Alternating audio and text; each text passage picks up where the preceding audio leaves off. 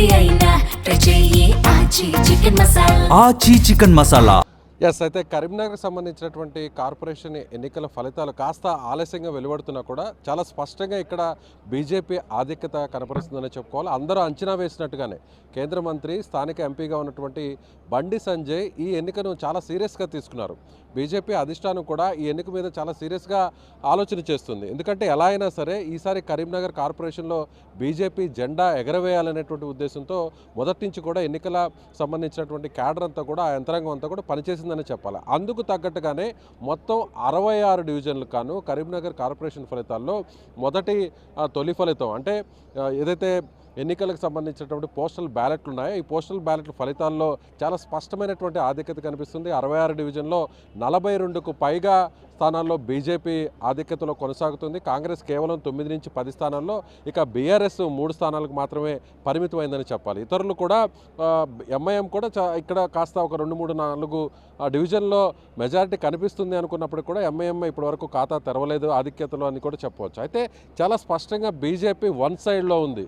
అందరూ ఊహించారు కాస్త 34 స్థానాలు గెలుస్తుందా లేదా, మేయర్ పీఠాన్ని కైవసం చేసుకుంటుందా లేదా అనేటువంటి ఆసక్తి అన్ని పార్టీల్లో కూడా ఉంది. అయితే బీజేపీ మాత్రం మొదటి నుంచి చెప్తుంది ఖచ్చితంగా ఈ కరీంనగర్ స్థానాన్ని, కార్పొరేషన్ స్థానాన్ని తాము కైవసం చేసుకుంటామని చెప్తుంది. అందుకు తగ్గట్టుగానే ఫలితాల సరళి కూడా వెలువడుతోంది. ప్రస్తుతం మనతో బీజేపీకి సంబంధించినటువంటి కరీంనగర్ నగర కీలక నాయకుడు మాజీ మేయర్ యాదగిరి సునీల్ రావు గారు ఉన్నారు. ఆయనతో మాట్లాడదాం. ఆయన కూడా 42వ డివిజన్లో ఆయన కార్పొరేటర్ అభ్యర్థిగా పోటీ చేస్తున్నారు.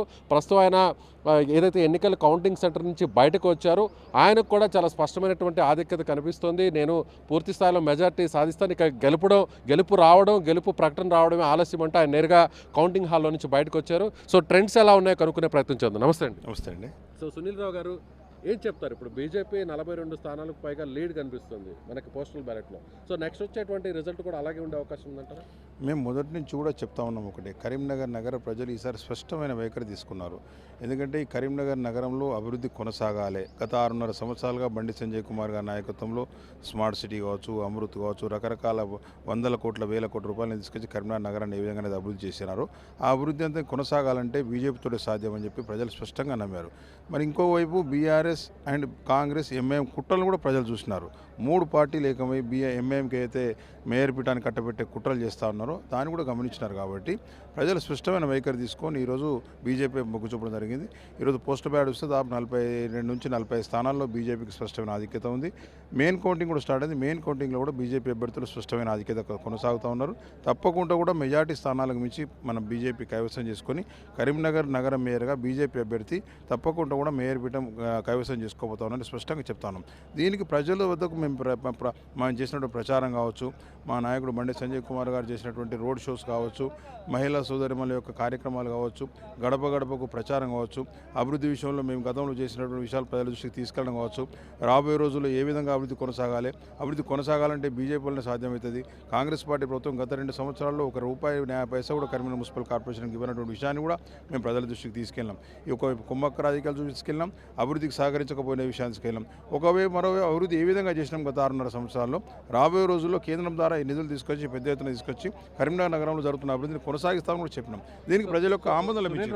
66 డివిజన్లు ఉన్నాయి. ఇప్పుడు ప్రజెంట్ అయితే పోస్టల్ బ్యాలెట్లు చూస్తే 42 వరకు, అంటే వన్ సైడ్ అయితే మాత్రం ప్రస్తుతానికి పోస్టల్ బ్యాలెట్లో ఉన్న రిజల్ట్ కనిపిస్తుంది. మెయిన్ కౌంటింగ్లో కూడా పోస్టల్ బ్యాలెట్ చాలా తక్కువ స్థాయిలో ఉంటాయి, తక్కువ సంఖ్యలో ఉంటాయి. కానీ మెయిన్ రిజల్ట్ అందుకు ఒక్కొక్కసారి విరుద్ధంగా కూడా వచ్చే అవకాశం ఉంటుంది. అయితే ట్రెండ్స్ చూస్తుంటే వన్ సైడ్ అంటే 42 పైన వరకే ఉన్నాయి. సో రాబోయేటువంటి తుది ఫలితాల్లో ఎన్ని డివిజన్లు మీరు గెలిచే అవకాశం ఉందని అంచనా ఉంది? మేము మొదటి నుంచి చెప్తున్నాం, మెజార్టీ మార్కును దాటుతాం. తప్పకుండా కూడా 35 స్థానాల పైచులు గెలుస్తాం అని మేము మొదటి నుంచి కూడా చెప్తున్నాం. ఆ దిశగా, ఎందుకంటే పోస్టల్ బ్యాలెట్ అనేది ఒక మేధావులు, ఉద్యోగస్తులు, మరి అన్ని రంగాల్లో ఉన్నటువంటి వాళ్ళు వేసేటు పోస్టల్ బ్యాలెట్ ఎంతో ఆలోచించి కానీ వారు ఓటైనటువంటి వస్తే వాళ్ళందరూ కూడా ఒకవైపు సీరియస్గా మరి బీజేపీ మద్దతు చెప్తూ ఉంటే సామాన్య మానవుడు కూడా ఈరోజు కరీంనగర్ నగరంలో జరిగినటువంటి అభివృద్ధిని చూస్తారు.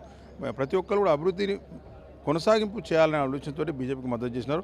మేము తీసుకునే వాళ్ళు అభివృద్ధి నినాదమే. ఈ ఎన్నికల్లో బండి సంజయ్ గారు తీసుకునేది అభివృద్ధి నినాదం. అభివృద్ధిని కొనసాగించాలి, కరీంనగర్ నగరం యొక్క గొప్పతనాన్ని ఇంకా ముందుకు తీసుకెళ్లాలి. ఈరోజు కాంగ్రెస్ పార్టీ నుంచి ₹1 న్యాయ పైసలు లేదు, అభివృద్ధి కుంటుపడ్డది గత 2 సంవత్సరాల నుంచి. బీఆర్ఎస్ పార్టీ అక్కడ కేంద్రంలో లేదు, రాష్ట్రంలో లేదు, వాళ్ళకి ఓటేసినా కూడా అభివృద్ధి చేసే పరిస్థితి లేదు.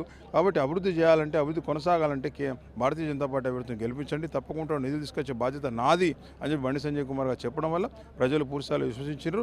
దానికి నిజంగా ఈరోజు ఫలితాలు రాబోతున్నాయని చెప్పి తెలియజేస్తాను. సో అదేవిధంగా ఒకవేళ హంగ్ వస్తే అంటే మ్యాజిక్ ఫిగర్ 66లో 34 స్థానాలు ఏ పార్టీ అయినా కైవసం చేసుకోవాలి.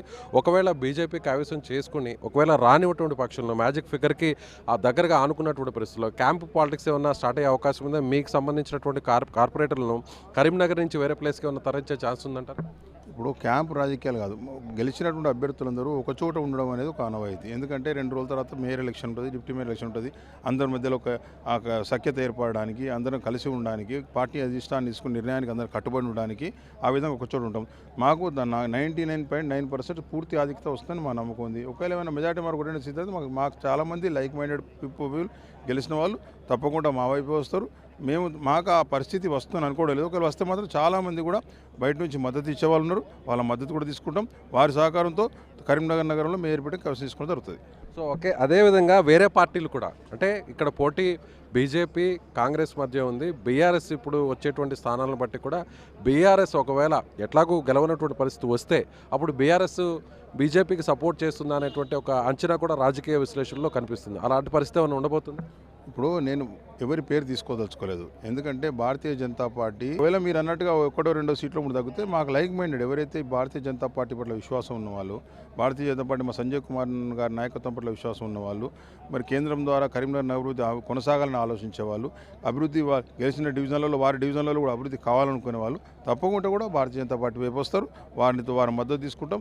తప్పకుండా కూడా మాకు మెజారిటీ వచ్చినా కూడా ఒకవేళ మెజారిటీ వచ్చినా కూడా మా వైపు కలిసి వచ్చాలని తీసుకుంటాం. ఒకవేళ మెజారిటీ 1-2 సీట్లు కూడా తప్పకుండా వారి మద్దతు స్వీకరిస్తాం. వారికి కూడా వారి డివిజన్లలో రేపొద్దున భవిష్యత్తులో అభివృద్ధి కార్యక్రమాలు చేపట్టాలంటే కూడా నిధులు అవసరం. ఈరోజు నిధులు లేమితోటి గత 2 సంవత్సరాలుగా అభివృద్ధి అంతా కుంటుపడిపోయిన పరిస్థితి. కాబట్టి కాంగ్రెస్ పార్టీ వాళ్ళు చెప్తున్నారు మరి నిధులు లేవు, నిధులు ఇచ్చే పరిస్థితులు ఏం చెప్తా ఉన్నారు. మరి నిధులు రావాలంటే మా మంత్రి గారు, కేంద్ర మంత్రి గారు బండి సంజయ్ కుమార్ గారు కేంద్రం నిధులు తీసుకొస్తామని హామీ ఇచ్చినారు. తప్పకుండా కూడా వారు గెలిపించిన డివిజన్ ప్రజల కోసం, వారి డివిజన్ అభివృద్ధి కోసమైనా మాతో కలిసి వస్తారని ఆశిస్తా ఉన్నాం. సో అదేవిధంగా ఎక్స్ అఫీషియో మెంబర్స్ ఓటింగ్ కూడా చాలా కీలకం కాబోతుంది. సో ఎక్స్ అఫీషియో మెంబర్స్గా ఎవరు ఉండబోతున్నారు? ఇప్పటివరకు అయితే 3 ఎక్స్ అఫీషియో మెంబర్స్ ఉన్నారు. కరీంనగర్ పార్లమెంట్ సభ్యునిగా సంజయ్ కుమార్ గారు, మానకొండ ఎమ్మెల్యే గారు, కరీంనగర్ ఎమ్మెల్యే గారు. మా ఎమ్మెల్సీలు కూడా 2 ఉన్నారు. వారు కూడా కరీంనగర్లో తీసుకుంటారనే ఆలోచన పార్టీ చేస్తూ ఉంది. పార్టీ నిర్ణయిస్తే మాకు 3 ఎక్సెప్షన్ మెంబర్లు అవుతారు. దానికి అనుగుణంగా 71 మంది మ్యాజిక్ ఫిగర్ అవుతుంది. మ్యాజిక్ ఫిగర్ 71లో 36 మ్యాజిక్ ఫిగర్ అవుతుంది. దానికి అనుగుణంగా 36 కంటే మేము ఎక్కువ సంఖ్యను సేకరించుకుంటాం. తప్పకుండా కూడా మేయర్ పీఠం కైవసం చేసుకుంటాం. నేను మేయర్గా దిగిపోయే రోజు కూడా చెప్పాను, తప్పకుండా భారతీయ జనతా పార్టీకి భవిష్యత్తు ఉన్నది, భారతీయ జనతా పార్టీ మేయర్ వస్తుంది. ఆ విధంగా మేయర్ భారతీయ జనతా పార్టీ ఆధ్వర్యంలో కరీంనగర్ నగరంలో ఏదైతే ఆగిపోయిన అభివృద్ధి, గత 2 సంవత్సరాల నుంచి ఆగిపోయిన అభివృద్ధి, కేంద్రం నుంచి వచ్చే నిధులు తప్పితే రాష్ట్రం నుంచి ఒక 50 నిధులు రావడం లేదు. పనులన్నీ ఆగిపోయినాయి. కేంద్ర ప్రభుత్వం ప్రకటించిన వాటికి తప్పకుండా నిధులు వస్తూ ఉన్నాయి. అదేవిధంగా నగరంలో ఆగిపోయిన పనులు కూడా ప్రారంభించాలన్నా, చాలా గ్రామ పంచాయతీ కొత్తగా కలిపినారు, చాలా శివారు కాలనీస్ ఉన్నాయి. ఆ కాలనీస్ అభివృద్ధి చెందాలన్నా, నగరం నడిమధ్యలో ఏమైనా చిన్న చిన్న సమస్యలు పోయి పరిష్కారం కావాలన్నా కూడా తప్పకుండా కూడా భారతీయ జనతా పార్టీ వల్ల సాధ్యం.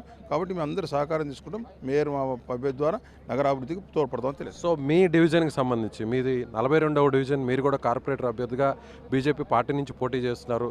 సో మీ డివిజన్కి సంబంధించిన రిజల్ట్ ఎలా ఉంది? ఇప్పుడు మొదటి రౌండ్ 1000 ఓట్లు మాత్రం లెక్కించినారని చెప్పి నేను తెలుసుకున్నాను. ఆ 1000 ఓట్లలో దాదాపుగా 800 పైచీల కోట్లు నాకు రావడం జరిగింది.